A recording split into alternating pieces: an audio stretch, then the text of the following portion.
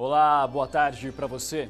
Representantes de 11 governos latino-americanos reunidos em Quito, no Equador, assinaram uma declaração pedindo ao presidente Nicolás Maduro que receba a ajuda humanitária para combater a crise na Venezuela, que, segundo a ONU, já fez 600 mil venezuelanos deixarem o país desde o início da crise em 2015. Dentre esses países aí que assinaram o acordo, o Equador mantém, desde agosto, uma emergência migratória e o mesmo acontece com o Peru. Agora, que a ação dos governantes é algo positivo, isso ninguém duvida. Mas será que essa preocupação com a Venezuela aconteceria se eles não estivessem sentindo na pele as consequências da crise imposta por Maduro? Fica a questão. E no Mundo Meio-Dia de hoje, você vai ver também. Tragédia na África. Acidente com trens mata ao menos 18 pessoas e deixa feridos em Angola. No Japão, passagem de tufão provoca mortes e deixa mais de 200 pessoas feridas. Mesmo fora da rota da tempestade, Tóquio também foi atingida por chuvas e ventos fortes. Crise na Argentina. Ministro da Economia pede adiantamento de empréstimo ao Fundo Monetário Internacional. E o susto de quem estava no brinquedo que quebrou e deixou 19 pessoas de cabeça para baixo.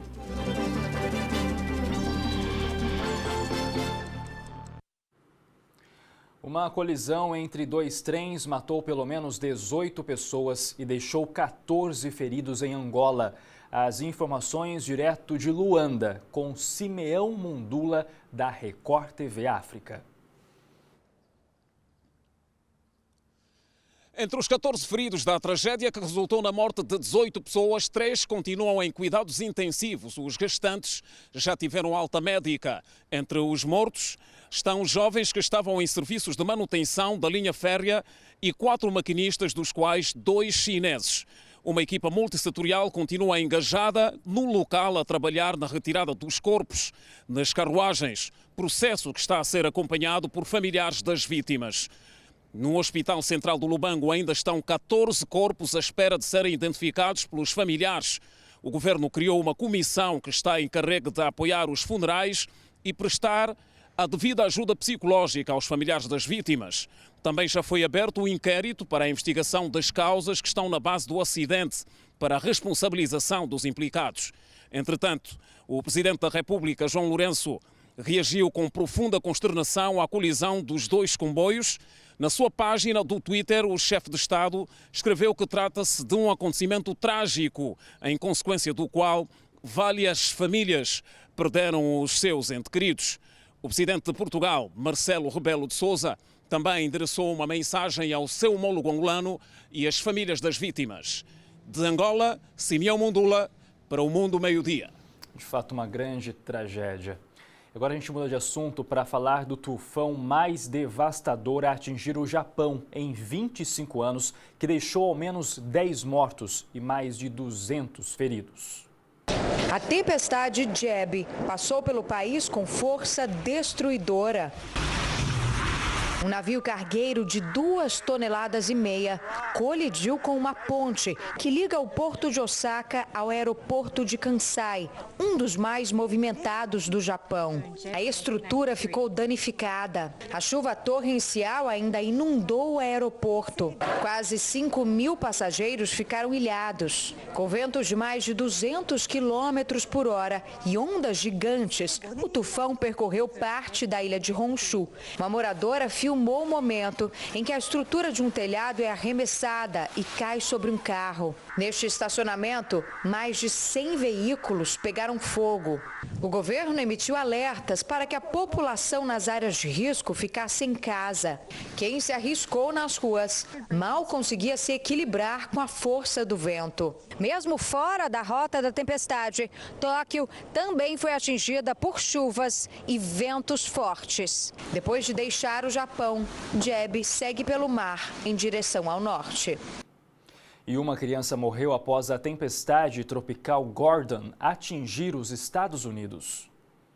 A tempestade tropical Gordon atingiu o continente americano ontem à noite, com ventos que chegaram a 112 km por hora entre os estados do Alabama e Mississippi. 24 mil pessoas ficaram sem energia elétrica. Em Pensacola, no extremo norte da Flórida, uma criança morreu depois de uma árvore cair sobre o trailer em que morava com a família. Uma outra tempestade tropical, Florence, já se formou no Oceano Atlântico e chega à costa leste do país na próxima semana. O ministro da Economia da Argentina se reuniu com a diretora do Fundo Monetário Internacional nos Estados Unidos. Ele pediu um adiantamento do empréstimo de 50 bilhões de dólares para tentar conter a crise econômica que atinge o país. No fim do encontro, Christine Lagarde disse que houve avanços nas negociações e que espera apresentar uma proposta de ajuda à Argentina. O país já recebeu 15 bilhões de dólares. O restante seria disponibilizado em 3 anos, mas o governo quer antecipar os recursos para reequilibrar as contas públicas e zerar o déficit público até o ano que vem. O site da CNN traz hoje a notícia sobre o que teria provocado a morte de uma influenciadora digital na Austrália. Segundo uma fonte ouvida pela reportagem, Sinead McNamara, de 20 anos, teria sido enforcada. O corpo da jovem foi encontrado ontem em um iate atracado na Grécia. A embarcação pertenceria a um bilionário mexicano. A jovem era conhecida na internet por postar fotos de viagens a destinos exóticos. E no Oriente Médio, a notícia em destaque na Al Jazeera é o pedido do Ministério Público para que um muçulmano seja condenado à pena de morte. Há um ano, quando o príncipe Mohammed bin Salman impôs sanções ao Catar, Saman Olyalda, que tem 14 milhões de seguidores no Twitter, fez uma publicação em que pedia uma reconciliação entre os países do Golfo. O texto teria sido visto como algo ofensivo e desrespeitoso às decisões do rei.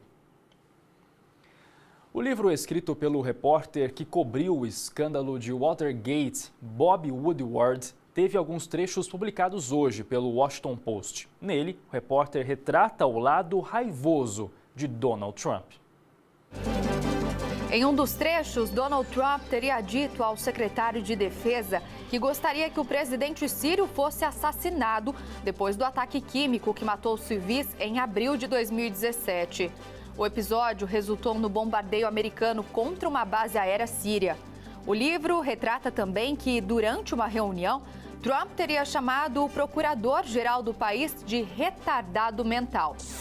Nos Estados Unidos, o brinquedo de um parque de diversões quebrou e deixou 19 pessoas de cabeça para baixo. Foram 10 minutos de agonia até que as pessoas fossem retiradas sem ferimentos. O brinquedo será desativado temporariamente até que seja investigada a causa do acidente. Autoridades britânicas identificaram 2 russos como suspeitos de envenenar o ex-espião russo Sergei Skripal e a filha no Reino Unido há 6 meses. Os 2 homens teriam entrado na Inglaterra com passaportes russos verdadeiros. Um agente nervoso de origem russa foi usado no ataque. A Rússia sempre negou o envolvimento nos casos que geraram uma crise diplomática entre Reino Unido e Moscou. Ao menos 90 elefantes mortos e com as presas arrancadas foram encontrados nas últimas semanas em Botsuana. Recentemente, as autoridades desarmaram as unidades encarregadas de lutar contra os traficantes de marfim. Os números foram divulgados pela ONG Elefantes Sem Fronteiras e o Ministério de Fauna e Parques Nacionais. A contagem foi realizada por sobrevoo. Os animais tiveram as presas arrancadas e a maioria foi morta por balas de grosso calibre. Autoridades dizem que o massacre pode ser o mais grave de caça furtiva registrado no continente. A ONG Elefantes Sem Fronteiras disse que as mortes aconteceram semanas após a região de Gaborone, que faz fronteira com a África do Sul, desarmar os guardas florestais. Os guardas são especializados no combate à caça furtiva. Botsuana abriga a maior população africana de elefantes em liberdade, estimada em 2015 em 135 mil exemplares. Desrespeito com a natureza, né? E no próximo bloco você vai ver que a Amazon é a segunda empresa a atingir a marca de $1 trilhão. E agentes do FBI encontram uma peça roubada de um museu há mais de uma década. A gente volta em instantes, agora 12h10.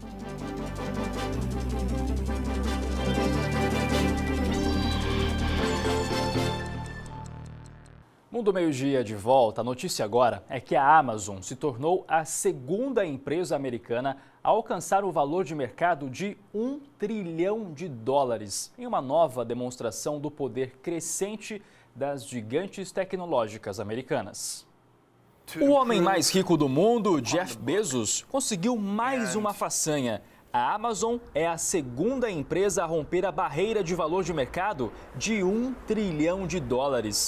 A marca tinha sido alcançada há pouco mais de um mês pela Apple, no dia 2 de agosto. Fundada em 1994 por Bezos, a Amazon cresceu exponencialmente desde suas raízes como livraria online até se tornar uma gigante de diversos setores. Ela concorre diretamente com Walmart e está na vanguarda das últimas tendências em inteligência artificial com seu programa de assistência pessoal Alexa. A fortuna do proprietário da Amazon, Jeff Bezos, é estimada em $151 bilhões, o que faz dele a pessoa mais rica da era moderna. Uma clássica peça de Hollywood foi resgatada mais de uma década depois de ter sido roubada de um museu nos Estados Unidos. A reportagem é da Tina Roma. Quem assistiu ao clássico Mágico de Oz com certeza se lembra deste par de sapatos.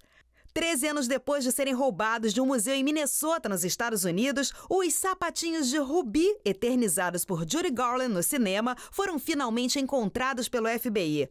Na época, o alarme não soou e nenhuma impressão digital foi deixada para trás. Os investigadores não tinham evidências, além de uma única lantejoula que havia caído no local do roubo. A valiosa peça havia sido emprestada ao museu pelo colecionador Michael Shaw, que comprou o artigo por $2 mil em 1970. Hoje está avaliado em milhões de dólares. O FBI não contou como encontrou o famoso par de sapatos da Dorothy.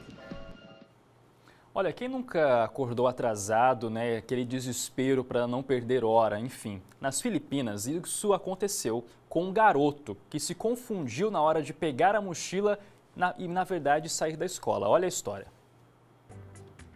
O menino de 4 anos esperava a avó buscá-lo na escola quando acabou caindo no sono. A professora então acorda o garotinho.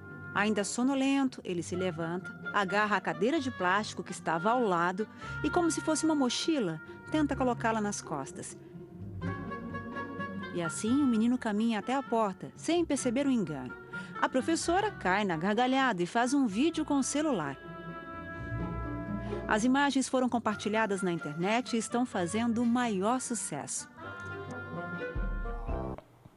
Uma mochila diferente, né? Nós vamos para o intervalo e na volta você vai ver que cientistas brasileiros nos Estados Unidos estão desenvolvendo uma técnica inovadora que pode evitar o temido tratamento de canal no dente. A gente volta já já.